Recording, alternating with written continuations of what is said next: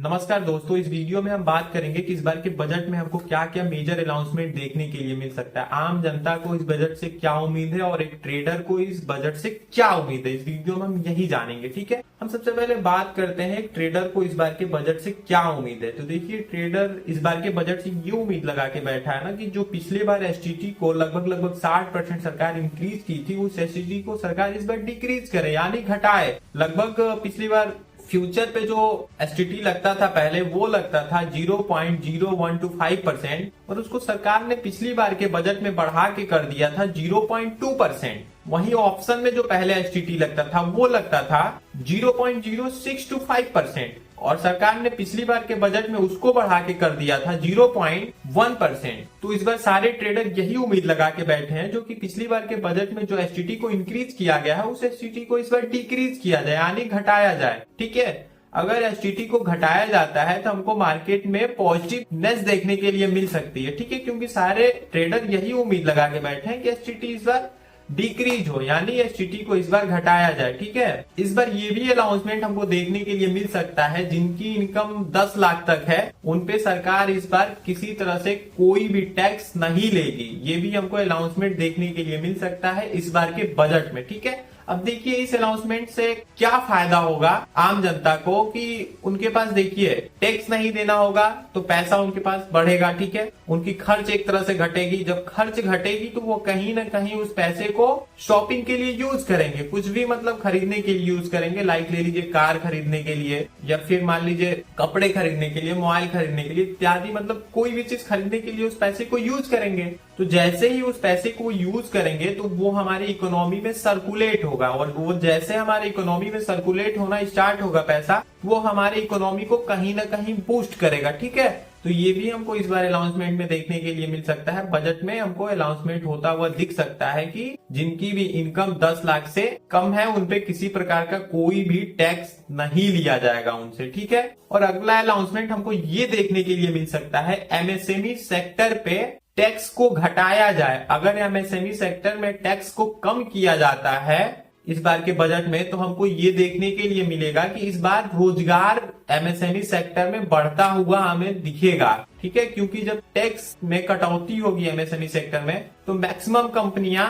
India में आएंगी जो भी एमएसएमई सेक्टर के अंदर आती हैं। ठीक है, वो यहाँ अगर इन्वेस्ट करती हैं तो उसमें बहुत सारे लोग रोजगार पाएंगे। ठीक है, तो एक तरह से बेरोजगारी इधर इंडिया का घटेगा कहीं ना कहीं। और सरकार का जो अगला फोकस होगा वो होगा इंफ्रास्ट्रक्चर। देखिए, इंफ्रास्ट्रक्चर पे इस बार सरकार अच्छा खासा रकम जो है खर्च करने वाली है, क्योंकि पिछली बार सरकार लगभग पिछले बार के बजट में 11 लाख करोड़ इंफ्रास्ट्रक्चर पे सरकार खर्च करने की योजना बनाई थी। ठीक है, तो इस बार के बजट में हमें ये देखने के लिए मिल सकता है कि वो 11 लाख करोड़ से भी इंक्रीज हो जाए इंफ्रास्ट्रक्चर पे जो पैसा खर्च होने वाला है। ठीक है, अगर देखिए किसी भी कंट्री को डेवलप होना है तो उसको पहले अपने इंफ्रास्ट्रक्चर को सुधारना होगा।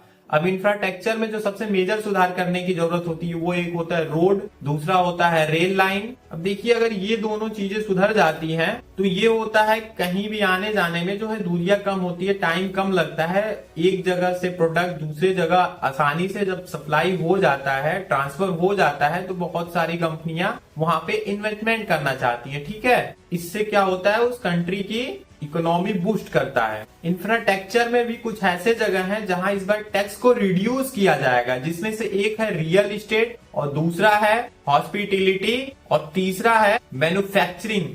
यहाँ पे हमको ये भी देखने के लिए मिल सकता है कि यहाँ पे टैक्स को रिड्यूस किया जाए यानी घटाया जाए। बार के बजट में ये सारी चीजें हों। ठीक है, ये संभावना लगाया जा रहा है कि इस बार की बजट में ये अनाउंसमेंट हो सकती है। और कुछ सरकारी सूत्रों की अगर हम बात माने तो इस बार के बजट में और इंफ्रास्ट्रक्चर में जो सबसे ज्यादा खर्च किया जाएगा वो किया जाएगा रेलवे और सड़क और शहरी विकास और बिजली पे जो है इस बार के इंफ्रास्ट्रक्चर में सबसे ज्यादा खर्च करने की योजना सरकार बना रही है। अब देखिए बजट में क्या क्या अनाउंसमेंट होता है, इसके लिए हमें वेट करना होगा 1 फरवरी का। 1 फरवरी को जाके ये कंफर्म होगा कि सरकार कहाँ कितना पैसा खर्च करने वाली है, किस सेक्टर को क्या देने वाली है, किस सेक्टर को कितना देने वाली है।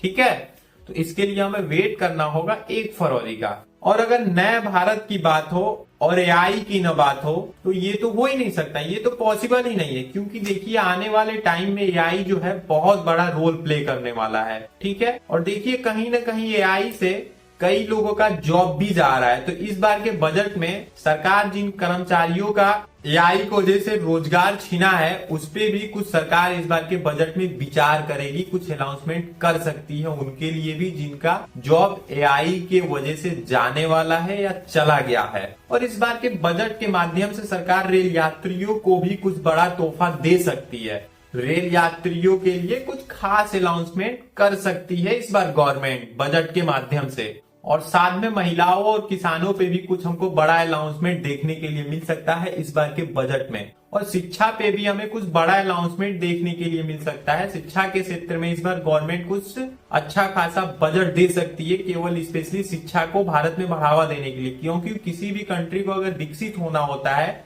तो उसमें बहुत ज्यादा योगदान वहां की युवा का होता है। अगर युवा ही पढ़े लिखे नहीं होंगे तो हमारी कंट्री कभी भी डेवलप नहीं हो सकती है। इसीलिए सरकार इस बार के बजट में युवाओं के शिक्षा के लिए पिछली बार की शिक्षा की बजट से अगर हम तुलना करें तो इस बार उससे अधिक बजट मिलने का अनुमान है केवल शिक्षा के क्षेत्र में जो बजट खर्च होगा। और आपको क्या क्या लगता है और जिस चीज पे बड़ी अनाउंसमेंट सरकार कर सकती है, जिस सेक्टर को बड़ा पैसा मिल सकता है, वो आप इस वीडियो में कमेंट करके हमें बता सकते हैं। अगर ये वीडियो आपको पसंद आया होगा तो वीडियो को लाइक करिएगा और चैनल को सब्सक्राइब करिएगा। धन्यवाद दोस्तों, जय हिंद जय भारत।